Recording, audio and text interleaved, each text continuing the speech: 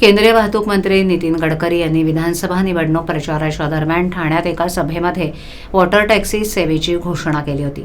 मुंबई ते नवी मुंबईसाठी रस्त्याच्या दररोजचा प्रवास 1 ते 1.5 तास त्यासाठी मोजावा लागतो आणि प्रदूषणही होते. त्यामुळे पर्यावरणपूरक आणि प्रदूषणमुक्त वॉटर टॅक्सी सेवेमुळे हाच कालावधी अवघ्या 17 मिनिटांवर येणार आहे असं म्हटलं जातंय.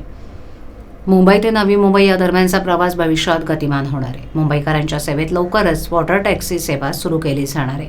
या सेवेमुळे मुंबई ते नवी मुंबई आंतरराष्ट्रीय विमानतळ यातील अंतर केवळ 17 मिनिटांमध्ये पार करता येणार आहे असंही सांगण्यात आलं. पर्यावरणपूरक आणि वेळ वाचवणाऱ्या या सेवेमुळे मुंबईकरांना वाहतुकीसाठी आणखीन एक पर्याय उपलब्ध होणार आहे. वॉटर टॅक्सी सेवेचा पहिला टप्पा मार्च 2025 पासून सुरू होईल. त्यासाठी नवी मुंबई आंतरराष्ट्रीय विमानतळाजवळ जेट्टी बांधण्यात आली आहे. भारतात 2020 मध्ये केरळमध्ये पहिली वॉटर टॅक्सी सेवा सुरू करण्यात आली होती. मुंबई आणि ठाणे, डोंबिवली, कल्याण आणि शहरांमध्ये वाहनांची वाढती संख्या आणि दररोज होणारी वाहतूक कोंडी पाहता इको फ्रेंडली वॉटर टॅक्सी सेवेला चांगला प्रतिसाद मिळू शकतो असं महाराष्ट्र मॅरिटाईम बोर्डच्या अधिकाऱ्यांनी सांगितलं.